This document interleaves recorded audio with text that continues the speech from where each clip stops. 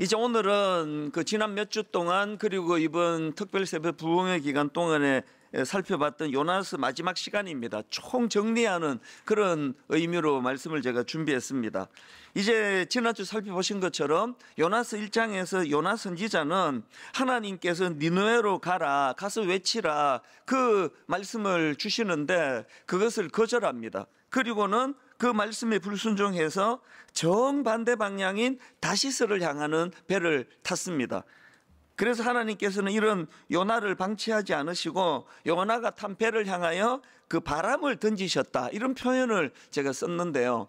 그렇게 요나는 하나님이 던지시는 바람으로 풍랑을 만나고 그리고 바다에 던져짐을 당하고 뭐 이런 또 물고기 뱃속에 들어가고 하는 굉장히 절망적인 그런 어려운 과정을 거치고 그리고 하나님의 또 특별한 은혜로 그가 다시 이제 회복이 됩니다. 이런 과정을 거치면서 이제 요나의 행동에 변화가 일어나는데요. 그게 바로 요나서 3장 1절 2절입니다. 여호와의 말씀이 두 번째로 요나에게 임하니라 이르시되 일어나 저 큰 성읍 니느웨로 가서 내가 너에게 명한 바를 그들에게 선포하라 하신지라. 1장에서 주신 명령을 똑같이 3장에서 요나에게 주셨는데 이제 요나가 완전히 태도가 달라졌습니다. 그 말씀 앞에 어떻게 반응하느냐. 3장 3절입니다. 요나가 여호와의 말씀대로 일어나서 니느웨로 가니라. 여호와의 말씀대로 일어나서 니느웨로 가니라. 그렇게 반응이 이제 완전히 달라졌습니다. 그 니느웨로 가서 그렇게 순종하여 선포하는 일을 하는데요. 그랬더니 3장에서 생각지도 못한 큰 열매들이 일어나가지고 그 백성들이 또 왕을 포함한 백성들이 그렇게 금식을 선포하고 또 회개하는 그런 역사가 일어난 겁니다. 이게 3장이거든요. 사실 이 요나서의 구도를 보면은요, 이렇게 3장까지 하고 딱 끝내는 게 여기 깔끔한 거거든요. 아니 1장에서 하나님이 요나에게 명령하셨고 그것을 요나가 거절했다가 불순종했다가 이제 하나님의 조치를 그가 경험하고 은혜를 경험하고 3장에서 드디어 하나님이 명하시는 것을 그대로 실천하며 순종했다. 끝. 이게 깔끔하거든요. 근데 요나서는 뒤에 한 장이 더 붙어요. 이게 좀 요게 이 작품으로 보면은 요 뒤에 게 요게 약간 좀 그래요. 그리고 끝도 막 흐지부지 끝나거든요. 하나님이 요나에게 질문을 던지시는데 요나가 답도 안 하고 그냥 끝나버려요. 요게 3장이 여기 깔끔한데 왜 하나님은 요나서를 이런 그 행동의 변화가 나타나고 거기에 열매가 나타나고 하나님이 원하셨던 그런 일들이 일어나는 이 요나서 3장으로 끝내지 않으시고 왜 한 장을 더 덧붙이셨나? 이게 사실은 여기에 굉장히 중요한 의미가 있습니다. 하나님은요, 이 요나서 3장에서 보여지는 요나의 겉으로 드러나는 행동의 변화만을 완성이라 생각하지 않으세요. 그 하나님 입장에서 이 요나의 행동 변화도 중요하지만 바로 요나 이 내면의 변화, 이게 더 중요하다. 이걸 이제 본문을 보시면 금방 이해하실 겁니다. 자, 요나서 4장 1절 2절을 보십시오. 요나가 매우 싫어하고 성내며 여호와께 기도하여 이르되 여호와여 내가 고국에 있을 때에 이러하겠다고 말씀하지 아니하였나이까. 아니 지금 3장에서 분명히 그는 겉으로 보기에 행동의 변화가 있었단 말이죠. 그런데 4장에 와서 그 내면을 들여다보니까 달라진 게 하나도 없습니다. 그래서 제가 어제 그 설명을 드렸지 않습니까? 이 요나서는요, 1장에 나오는 이 요나의 모습은 탕자의 비유에 나오는 행동적으로 타락한 둘째 아들이에요. 그래서 아버지 그 몫을 챙겨가지고 가출해버린 둘째 아들처럼 1장에서의 요나는 대놓고 하나님 말씀에 불순종하고 거절하고 동쪽으로 가라 그런데 서쪽 끝으로 가버리고 이런 짓을 한 게 1장에서의 요나라면요, 3장에 나오는 요나는 탕자의 비유에 나오는 큰아들이에요. 시킨 대로 다 해요. 농사도 짓고 열심히 다 하는데 그 아버지 마음하고는 일치가 되지 않는 거죠. 그래서 아버지가 그 둘째 아들을 거두어 주는 걸 용납하지 못해가지고 아버지한테 분노를 느끼고 그걸 가지고 이제 대들고 막 이게 딱 이 4장의 지금 요나의 모습이거든요.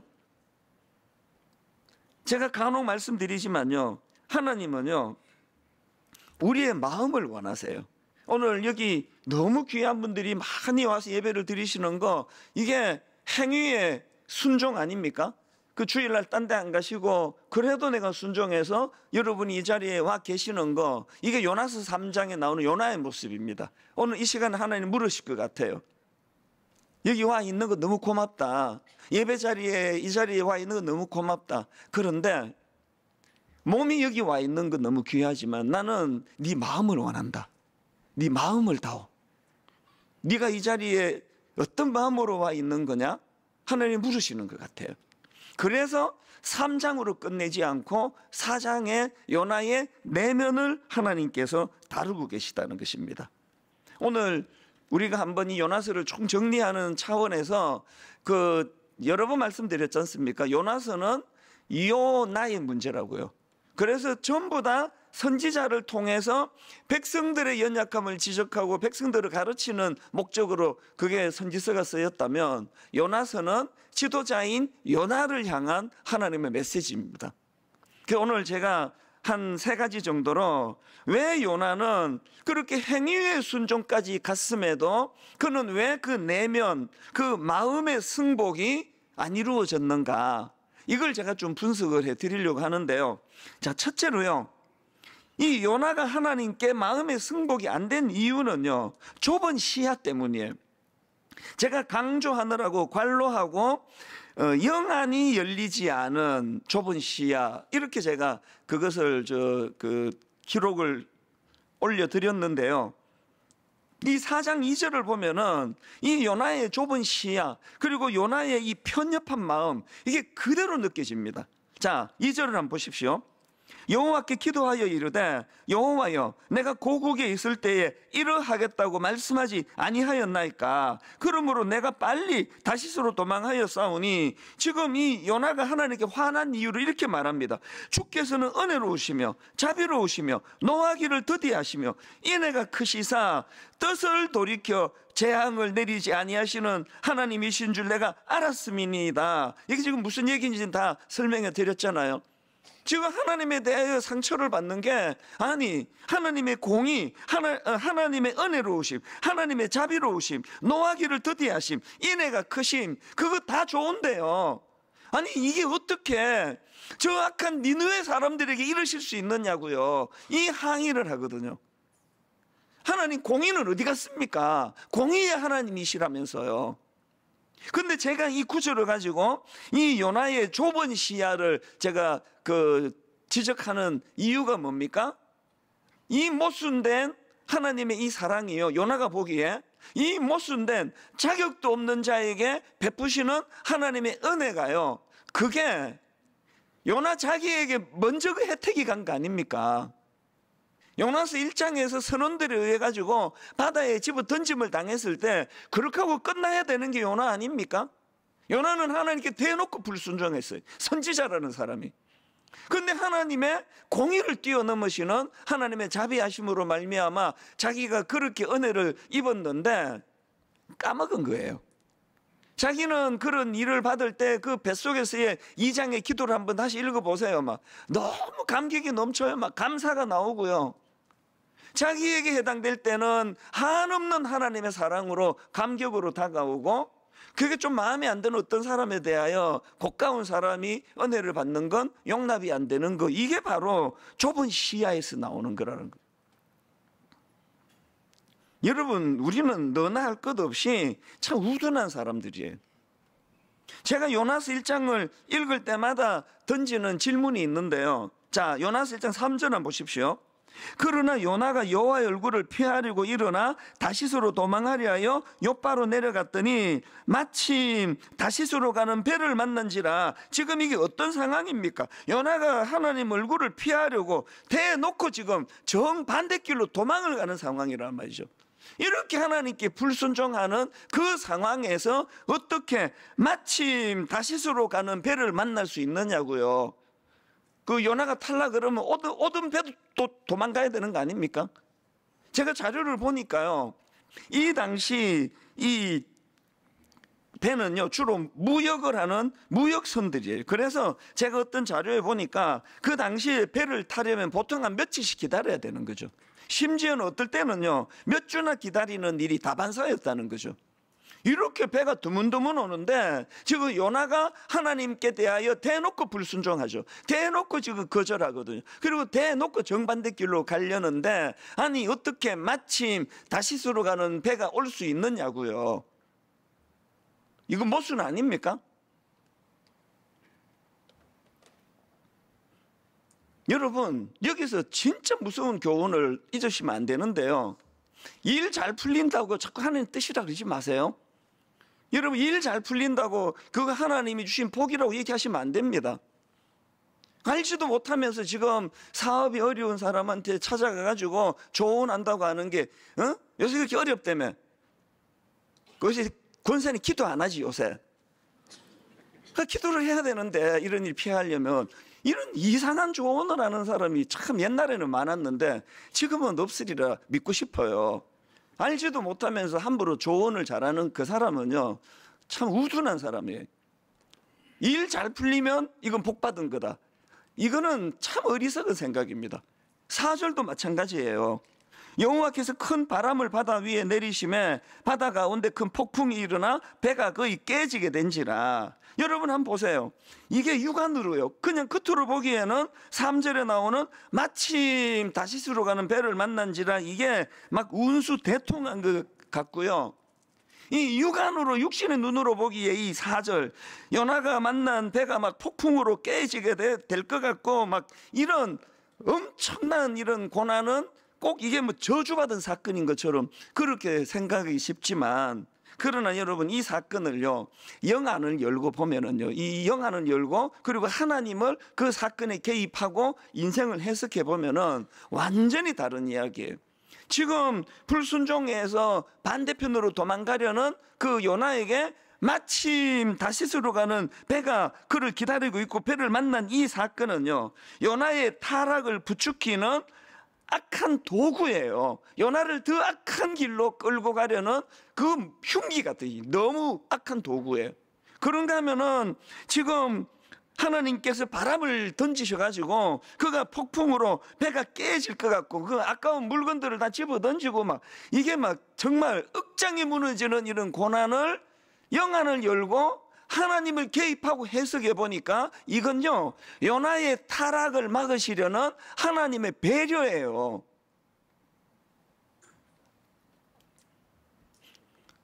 여러분 영안이 잘 열리지 않으면 그리고 여러분의 믿음이 인생에 하나님을 개입하는 일이 이게 아직 이루어지지 않으면요 여러분 인생을 자꾸 분석하지 마세요.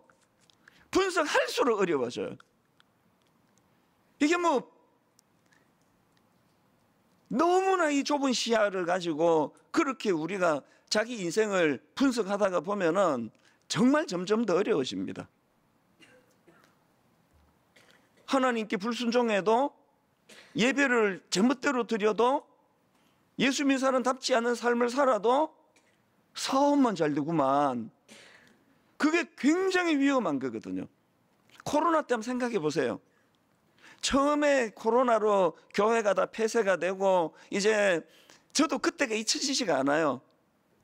야 아무도 없는 데 설교했거든요. 교역자 몇 명 저 뒤에 앉아 있고 그렇게 설교를 하고 이거를 집에서 예배를 드리는 기가 막힌 일이 벌어졌을 때 여러분 그 처음에는 가정에서도 아무도 보는 사람이 없어도 양복 입고 넥타이 매고 부부가 조신하게 예배를 드렸잖아요. 한 몇 주 지나고 상의가 없어져 버렸네. 또 한 몇 주 지나니까 이제 바지가 없어졌어요. 잠옷 입고 예배 드리는 거죠. 그리고 이제 예배 시간에 막 부부간의 대화가 원활해져. 평소에는 그렇게 대화가 안 되는 부부가 예배만 드리면 대화가 너무 원활해요. 한창 예배가 드려지는데 여보 예배 끝나고 뭐 먹고 싶어? 볶음밥 해 먹을래? 대화가 너무 원활하잖아요. 이게 뭐 예배를 드린 것도 아니고 안 드린 것도 아닌데요. 오카노 목사님이 저에게 무섭게 경고하신 게 뭐냐 하면은 이 목사 설교 준비가 안 되면 단에 쓰지 말아였거든요. 그리고 예를 드신 게 그 당시로 이제 소위 잘 나가는 부흥사라는 사람들이 허구한 날 돌아다니면서 부흥회 한다고 자기 교회 설교를 준비를 제대로 안 하는 거예요. 그러면서 목사님 말씀 잊혀지지가 않아요.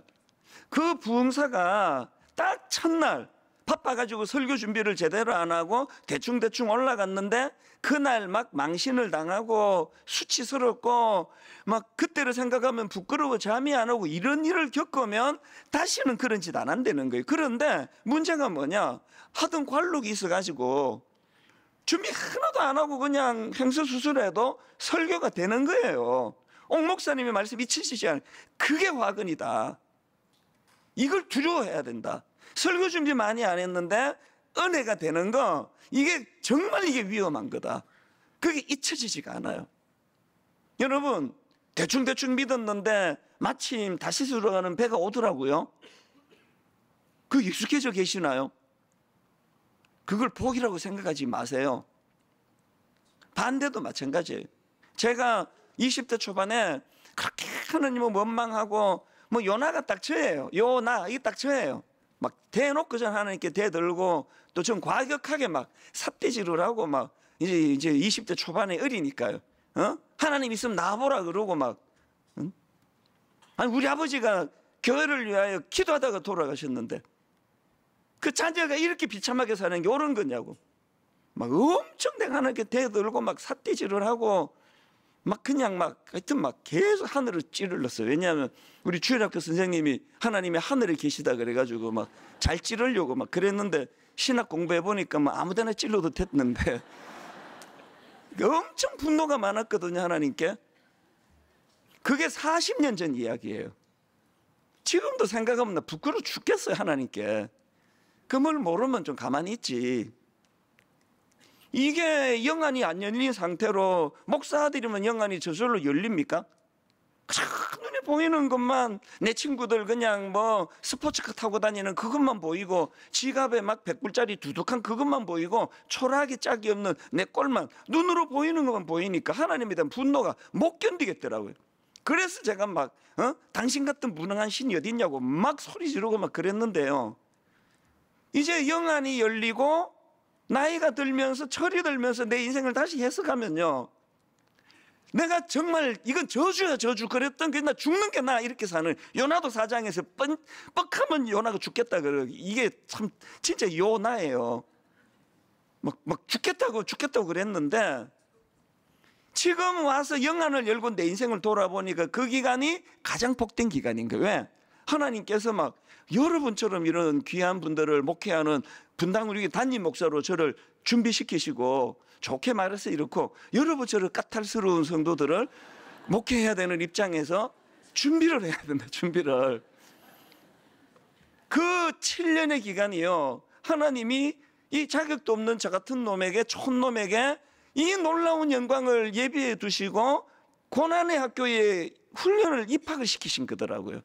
제가 특세 때 말씀드렸던가요? 지난주 말씀드렸던가요? 제가요, 미국으로 이민 안 갔으면 저는 목사 안 됐습니다. 절대 안 됐을 거예요. 자신도 없었고요.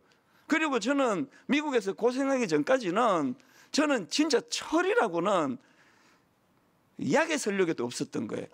아무 개념이 없었던 사람이에요. 그래서 저는 우리 애들을 보면서, 아니 나 같은 아빠에게 20대에 어떻게 너희들 같이 철든 애들이 나오냐고. 우리 애들은 너무 놀라워요. 저한테 비하면. 저는 진짜 막 아무 생각 없이 살았거든요. 그런데 7년간의 연단을 하고 완전한 변신을 하나님이 주셨다고는 말할 수 없고, 아직도 철이 없기는 한데요, 목회하는데 그 20대에 하나님이 주신 고난이 너무 욕이 난 거예요. 오늘 여러분이 겪고 있는 너무 뭐 하나님 안 믿어도 예배 대충 드려도 막 마침 다시 들어가는 배가 막 오고 일이 잘 풀리세요? 그게 가장 위험한 거예요. 지금 여러분 막 어떻게 이유도 없이 힘드세요? 하나님이 바람을 막 그냥 던지시면요, 이거 뭐 되게 힘듭니다. 제가 겪어보니까. 오늘 우리 모두가 다 요나와 같이 영안이 열리지 않은 좁은 시야를 갖고 있어요. 좁은 시야. 그래서 그냥 이 좁은 걸로 그렇게 우리가 살아가기 때문에 우리는요, 바울처럼 기도해야 돼요. 에베소서 3장 18절 19절 이 기도를 간절히 드려야 돼요. 능히 모든 성도와 함께 지식에 넘치는 그리스도의 사랑을 알고 그 너비와 길이와 높이와 깊이가 어떠함을 깨달아 하나님의 모든 충만하신 것으로 너희에게 충만하게 하시기를 구하노라. 교회적으로 담임 목사도 여러분을 위해 이렇게 바울처럼 기도해야 되고요, 다락방에 가서도 여러분 스스로도 자녀들을 위해서도 정직하게 시인하는 거죠. 하나님, 저는 시야가 좁습니다. 하나님, 저는 생각이 모자랍니다. 하나님, 저에게 은혜 베풀어 주시는데 그리스도의 사랑을 알기 원합니다. 그리스도의 너비와 그 사랑의 길이와 그 높이와 깊이가 어떠함을 깨달아 알기 원합니다. 그래서 하나님의 모든 충만하심이, 그 충만하심이 저에게 임하기를 원합니다. 간절히 기도해야 돼요. 우리는 시야가 좁은 사람들이, 뭐가 옳은지, 뭐가 그런지, 뭐가 내 인생에 유익한 건지, 뭐가 이건 절대로 마침 다시스로 가는 배가 와도 절대로 타면 안 되는지 우리는 그걸 몰라요. 지난 세월을 돌아보세요. 여러분은 힘든 게 한 게 여러분 자신이지 누구냐고요. 저를 힘든 게 한 건 다 저예요. 뭐 무슨 안티 저를 어떻게 하겠냐고요. 다 날 힘든 게 한 건 저의 좁은 시야예요. 영안을 열릴 수 있도록. 요나가 이걸 못하는 미숙함을 갖고 있으니까 마음으로의 승복이 안 되는 거거든요. 두 번째로요, 요나가 하나님께 마음으로 승복이 안 되는 이유는 그 자기중심성입니다. 제가 앞에다가 강조하느라고 이기적인 자기중심성 때문이에요. 지금 요나가 하나님께 막 마음이 엄청 상해 있는데요, 뭐 보통 상한 게 아닙니다. 그게 요나서 4장 3절입니다. 여호와여, 원하건대 이제 내 생명을 거두어 가소서. 사는 것보다 죽는 것이 내게 나음이니이다. 제가 21살 때 했던 거 이 사람도 하고 있는 거예요. 나 죽이라고 차라리 이렇게 날 비참하게 만드실 거면. 제가 시카고에서 했던 걸 지금 요나가 이분이 먼저 하셨으니까 여기가 원조예요. 그리고 저도 이게 따라한 거죠. 이게 죽고 싶다고. 이 마음이 지금 어느 정도 상해 있는지 아시겠죠? 그랬는데 요나의 감정에 변화가 일어났습니다. 요게 지금 3절이 죽고 싶다 그럴 정도로 절망했는데요, 6절을 보세요. 요나가 감정의 변화가 이렇게 납니다. 하나님 여호와께서 박능쿨을 예비하사 요나를 가리게 하셨으니 이는 그의 머리를 위하여 그늘이 지게 하고 그의 괴로움을 면하게 하려 하심이었더라. 요나가 박능쿨로 말미암아 어떻게 해요? 크게 기뻐하였대요. 조금 전에 죽겠다고 막 그렇게 분노하던 사람이요, 지금 하나님이 그 박능쿨로 그늘을 만들어줬습니다. 여러분 아시죠? 이 나라는요 엄청 더운 나라인데 습도가 없어가지고요 그늘만 지면 시원해요. 그 박능쿨로 그늘을 지어서 시원해지니까 죽고 싶은 마음이 다 사라지고 하나님의 원망이 다 사라지고, 여기 이게 하나님 여호와께서 박능쿨을 예비하셨대요. 제가 상상해 봤어요. 요나가 막 하나님 땡큐 막 그랬을 것 같아. 저도 그러고 사니까요. 그랬는데 바로 이제 한 절 다음에 6, 8절을 한번 보십시오. 또 문제가 생겼습니다. 해가 뜰 때에 하나님이 뜨거운 동풍을 예비하셨고 해는 요나의 머리에 쪼임에 요나가 혼미하여 또 죽고 싶대요. 스스로 죽기를 구하여 이르되 사는 것보다 죽는 것이 내게 나으니이다. 이 요나의 이 감정의 변화를 보니까 이 사람의 존재가 새털처럼 가벼워요. 이게 새털처럼 가벼워요. 그냥 좀 이제 자기가 싫어하고 또 원수촌을 생각하는 그 니느웨라는 그 민족이 회복이 되고 치유가 되는 거를 보면은 막 나 죽어버리는 게 좋겠다 그랬다가 죽고 싶다고요 그러네 박능쿨이 덮어주니까 하나님 땡큐. 이게 참 새털처럼 가벼운데 이게 또 우리 아닙니까? 이게 여러분이 교회에서 상처받아 가지고 교회를 떠나는 걸 제가 보면은요 어마어마한 일로 떠나는 경우는 별로 없더라고요. 교회에서 상처받는 건 주로 뭐 아주 사소한 거예요. 목사가 뭐 한번 이렇게 뭐 좀 아프게 좀 크게 했겠지만 뭐 그런 거 뭐 편애받고 뭐 어떤 경우는 제가 예전인데 어느 교회에 집회를 갔는데요. 이제 어떤 분이 지나갔는데 저 집사님이 지금 이게 지금 막 뭐 굉장히 오랜만에 교회를 나오시는데 삐져가지고 교회를 안 나오셨는데 진짜 오랜만에 교회 나오셨대. 그러면서 그 다음 말이 그 왜 삐지셨대요? 그랬더니 이 목사님 하시는 말은 이 목사님들이 직업병이 있잖아요. 이게 이 악수를 하면 이 사람 보고 해야 되는데 우리는 마음이 급해가지고 악수하면서 이 사람을 봐요. 저도 좀 그런 때가 있습니다. 이분이 거기에 상처를 받아가지고 교회를 안 나온대요. 굉장히 사소한 것 같은데 그러나 이분에게는 이제 어떤 내면의 상처를 뭐 건든 거겠죠. 그래서 난 교회 안 가. 사람을 이렇게 취급하는 교회 안 가. 오늘 요나를 보면은 오늘 요나가 갖고 있는 이 자기 중심성이에요. 온 우주가 자기를 중심으로 돌아가요. 결혼?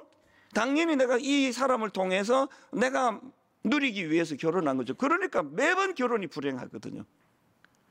교회? 설교? 다 나 한 사람을 위하여 준비한 것처럼 내가 중심이에요. 이기적인 자기 중심성입니다. 뭐가 우상인지 아십니까? 출애굽기 20장 2절과 3절을 보십시오. 하나님이 십계명을 주시는 과정에서 이런 말씀을 주세요. 나는 너를 애굽 땅 종되었던 집에서 인도하여 낸 너의 하나님 여호와니라. 너는 나 외에 다른 신들을 내게 두지 마라. 4절을 보세요. 너를 위하여 새긴 우상을 만들지 말곤데요. 지금 요나스의 새털처럼 이 가벼운 요나의 모습이 기록되고 있는 요나스 4장 5절을 보십시오. 요나가 성읍에서 나가서 그 성읍 동쪽에 가서 거기서 자기를 위하여 초막을 짓고 해요. 이게 저는 굉장한 상징적인 표현이라 생각합니다. 요나가 니느웨 사람에 대하여 분노한 것도 자기 중심이고요. 요나가 그거 박넝쿨 하나로 그늘 만들어지니까 갑자기 기뻐 넘치는 것도 자기 중심이고요. 교회에서도 직장에서도 가정에서도 전부 다 이 이기적인 자기 중심. 그러다 보니까 하나님조차도 날 위해 존재하는 거죠. 날 위해. 이게 두 번째 문제라면 세 번째 문제가 뭐냐? 요나가 왜 하나님께 마음으로 승복을 못 드리느냐? 그게요, 위치 이탈입니다. 위치 이탈. 교만으로 인한 위치 이탈. 제가 이렇게 문장을 만들어 봤는데 왜 이렇게 만들었는지 설명을 드릴게요. 요나서 4장 1절 2절입니다. 다시 읽어봅니다. 요나가 매우 싫어하고 성내며 여호와께 기도하여 이르되 여호와여 내가 고국에 있을 때에 이러하겠다고 말씀하지 아니하였나이까. 그러므로 내가 빨리 다시스로 도망하였사오니 주께서는 은혜로우시며 자비로우시며 노하기를 더디하시며 인애가 크시사 뜻을 돌이켜 재앙을 내리지 아니하시는 하나님이신 줄 내가 알았음이니이다. 이게 지금 2절에 보니까 제가 굵은 표시를 해드렸듯이 요나가 지금 이게 기도거든요. 기도. 하나님께 기도하는데 형식은 기도인데 지금 하나님을 꾸짖고 있는 거예요. 아니 뭔 통치를 이따위로 하시느냐고. 아니 왜 하나님의 공의가 안 나타나느냐고. 내가 이래가지고 어떻게 내가 마음을 편히 내가 살겠냐고. 이게 지금 하나님을 꾸짖는 게 이게 지금 기도의 이거예요. 이게 왜 그렇냐고요? 아까 말씀드렸잖아요. 두 번째, 이기적인 그 자기 중심의 삶이 있다 보니까 위치가 이탈됐어요. 제가 그 금요일 날 말씀드렸잖아요. 내 마음에 이 의자에 하나님이 계셔야 되거든요. 왕이시니까. 근데 지금 그분을 내려앉히고 요나가 앉았어요. 그 요나가 평가하죠. 니느웨는 이렇게 하셔야 됩니다. 아시겠죠? 하나님? 잘 들어보세요. 니느웨는 이렇게 하셔야 된다니까요. 혹시 우리 이렇게 예수 믿는 거 아닙니까? 왜 시험이 드세요? 내가 하나님께 지침을 드렸는데 그게 기도예요. 내가 분명히 기도 드렸는데 왜 내 말을 안 들으시죠? 제가 금요일 날 이런 요나의 태도와 대조되는 이방 왕 니느웨에 회개하는 그 구절을 제가 읽어드렸잖아요. 요나 3장 6절.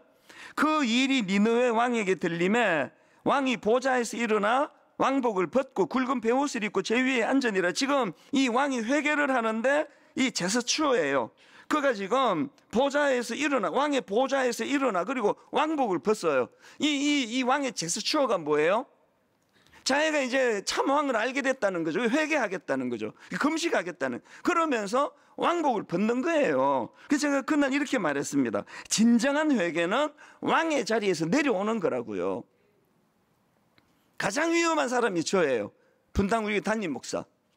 제가 아무리 애를 써도 정신 차리고 보면은 제가 왕의 자리에 올라가 있습니다. 이제 연조가 깊을수록 저는 이제 목회가 좀 보이잖아요. 제가 정신 차리고 보면 또 왕의 자리에 올라가 있고, 정신 차리고 보면 또 왕의 자리에 올라가 있고. 여러분, 왕의 자리에 올라가 있는 게 뭘 의미할까요? 기도를 안 하잖아요. 여러분, 어떤 문제가 있을 때요, 우리가 신하라고 한다면 왕의 결재가 필요하잖아요. 그리고 어떤 일을 치르고 나면 또 하나님 앞에 이게 잘된 건가에 대한 그 평가를 우리가 받아야 되잖아요. 근데 왕은 그런 거 안 해요. 왕이 무슨 결재를 받습니까? 여러분 인생의 어떤 중요한 문제를 가지고 뭔가 결정해야 될 때 여러분 기도하십니까? 왕의 자리에 올라가 있어서 기도 안 해요. 제가 두려운 게 그거예요. 연주가 깊을수록 경력이 자꾸 쌓이니까 바로바로 얘기해요. 이거 이렇게 하면 된다. 저렇게 해라. 뭐 하루에도 처리할 문제가 뭐 얼마나 많겠냐고요. 이거 이렇게 하면 된다. 그리고요, 관록이 좀 있어가지고 거의 대부분이 제 판단이 옳아요 라고 생각하는 이게 이제 왕의 자리에 올라가 있는 거거든요. 별로 의지하지 않고 기도하지 않고. 여러분 인생은 어떠세요? 팀 켈러 목사님이 쓴 내가 만든 신이라는 책이 있는데요, 이 책의 부제가 기가 막힙니다. 제목이 내가 만든 신인데요, 이 책의 부제가 하나님 자리를 훔치다예요. 기가 막힌 부제입니다. 그 내용, 그 소개글 일부를 한번 읽어드리겠습니다. 팀 켈러는 인간의 마음이 우상 공장이라고 썼다. 즉 참 하나님으로 대체하지 않으면 계속 대상만 바뀔 뿐이라는 것이다. 당신의 마음 깊은 곳과 우리가 사는 문화 속에 깃든 가짜 신들의 실체를 식별하라. 그리고 전인격으로 예수 복음을 통과하라. 그리고 그 다음은 중요해서 화면으로 띄워달라 그랬어. 한번 보십시오. 하나님 자리에 하나님을 모시면 콤마 하고요, 나머지 모든 삶에 좋은 것이 제자리를 찾는다. 다시 읽어드릴까요? 하나님 자리에 하나님을 모시면 나머지 모든 삶에 좋은 것이 제자리를 찾는다.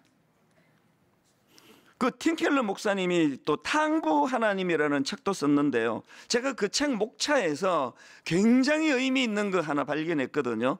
내용이 이렇습니다. 스스로 하나님 노릇했다면 충성했어도 죄다. 이게 막 전율이 막 느껴지더라고요. 저는 스스로 하나님 노릇했다면 충성했어도 죄다. 요나가 왜 마음으로 승복을 못했습니까? 아까 제가 세 번째 타이틀을 위치 이탈이라 그랬습니다. 예수 믿는 여러분, 그리고 저 위치가 이탈되어 있는 거 아닙니까? 요나처럼 하나님 자리에, 이 기도라는 게 하나님 꾸짖는 거라니까요. 진짜 응답 안 해주실 겁니까 진짜? 기한을 내가 드렸는데 꼭 내가 뭐 금식하는 걸 보셔야 되겠습니까? 여러분, 우리 이상하게 신앙생활해요. 그러니까 교회 오면 맨날 상처받죠. 맨날 상처받죠. 뭐 하나님한테 상처 1차로 받고, 안 그래도 기분 나쁜데 2차로 목사가 또 찝쩍거려갖고 또 이제 확인 사살까지 해가지고 막 열받아갖고 교회 안 가, 뭐 이렇게 되는 거거든요. 한 가지만 더 살펴보고 말씀을 마무리하려고 하는데요, 제가 가만히 보니까요, 요나서 1장부터 3장까지는 그 니느웨 수많은 백성들을 위해서 쓰여졌는데, 놀랍게도 요나서 4장은요 요나 한 사람을 위해서 쓰여진 거예요. 뭘 느낍니까? 하나님은요 요나 한 사람을 니느웨 백성의 무게만큼 귀하게 대하세요. 그런데요, 그게 다가 아니에요. 이 요나스가 맨 마지막에 이렇게 말씀을 끝납니다. 요나스 4장 11절입니다. 하물며 이 큰 성읍 니느웨에는 좌우를 분별하지 못하는 자가 12만여 명이요 가축도 많이 있나니 내가 어찌 아끼지 아니하겠느냐 하시니라. 여러분 잘 들어보세요. 요나스 4장은요 요나 한 사람의 각성을 위해서 쓰여졌는데, 더 중요한 건요 요나의 각성으로 끝나는 게 아니라 사랑의 선순환이에요. 요나 한 사람의 각성으로 인하여 그 니느웨 민족에게 영향을 미치는 일을 요나를 통해 하기를 원한다는 거예요. 여러분 한 영혼이 천하보다 귀하다는 거 믿으셔야 돼요. 여러분 한 존재가 천하보다 귀하세요. 그런데 그 존재를 유지하도록 우리를 귀히 보시는 게 아니라, 내가 은혜를 받으면 누군가에게 선한 영향력을 행사하는 존재이기 때문에 의미가 있다는 겁니다.